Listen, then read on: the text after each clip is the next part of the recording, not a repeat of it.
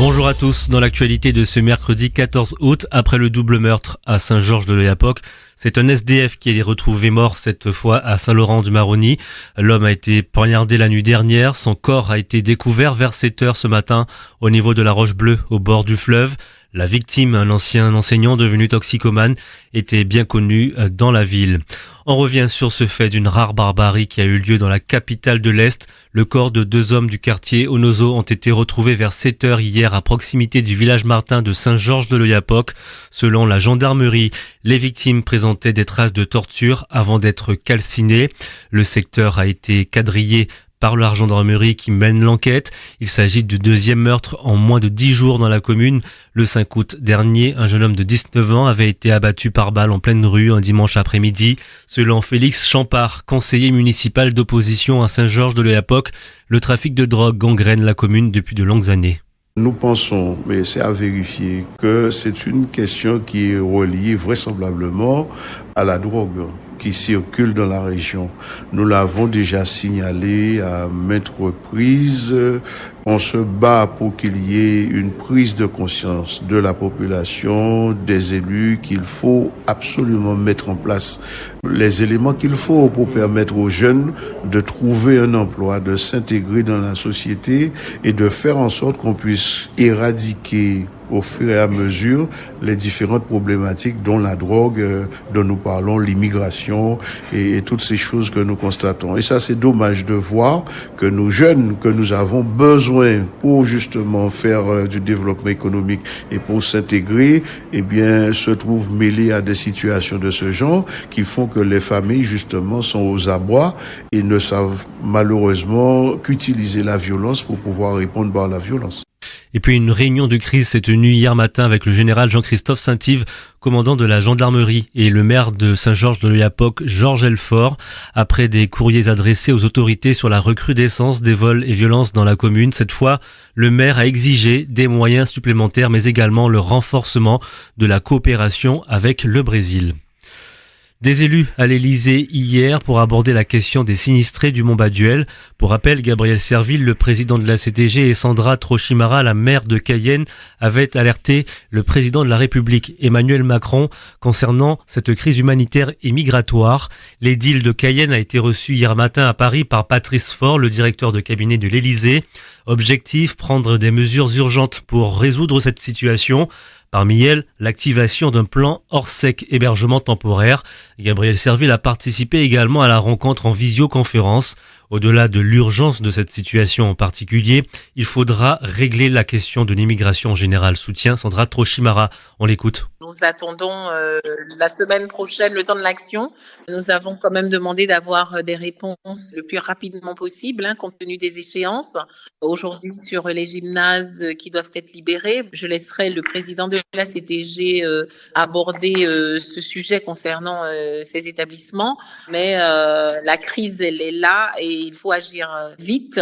Et ce sont les solutions qui nous semblent aujourd'hui adaptées, parce que la moitié des sinistrés sont des jeunes majeurs et des mineurs. Le recensement est à plus de 523 mineurs et jeunes majeurs sur les 1100 personnes concernées. Donc ce n'est pas rien. Donc il nous faut agir, bien sûr, sous la responsabilité de l'État, puisque cela relève de sa responsabilité.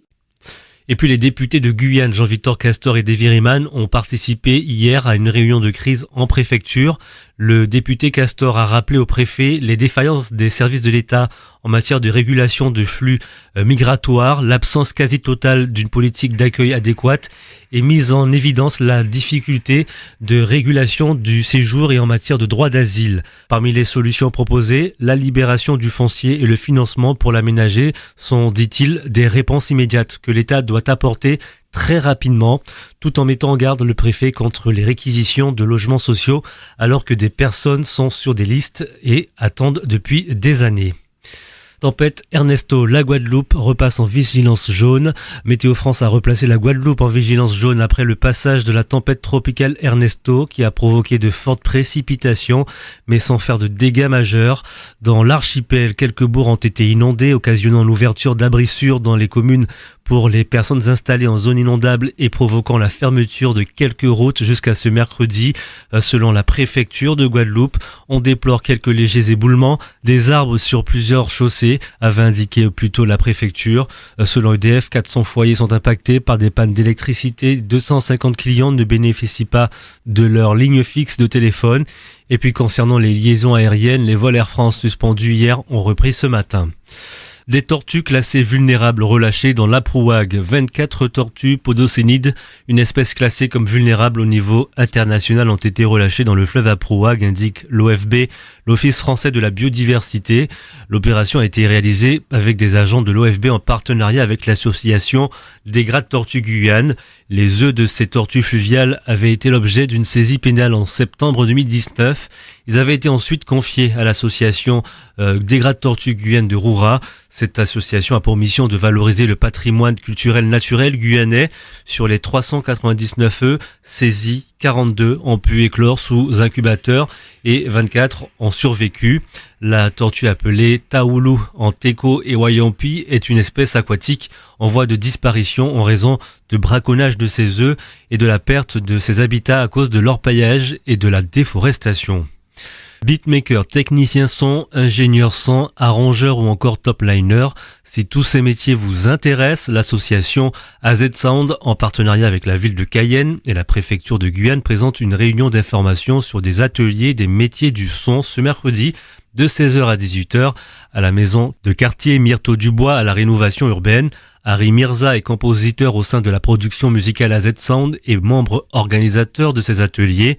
On le rappelle, il avait obtenu un disque d'or avec l'album Chaos de Kalash et fera partie donc des formateurs qui initieront les jeunes au métier du son. Le but de ce projet est de transmettre un certain savoir-faire guyanais, explique-t-il. Cet après-midi à 16h, nous avons une petite réunion d'information car avec le soutien de la mairie de Cayenne, la préfecture de la Guyane et la CTG, nous avons mis en place des ateliers de octobre à juillet, des ateliers pour les métiers du son en fait, tous les métiers du son, que ce soit pour être compositeur, ingénieur du son, tous les métiers du son que je vais détailler un peu plus longuement cet après-midi à 16h à la Cité de la Rénovation Urbaine. Le but de ces ateliers et de ce projet en lui-même, c'est de vouloir transmettre un certain savoir-faire guyanais qui n'est pas fait en Guyane, en tout cas dans la musique. On n'a pas de formation ou d'école d'audiovisuel en Guyane.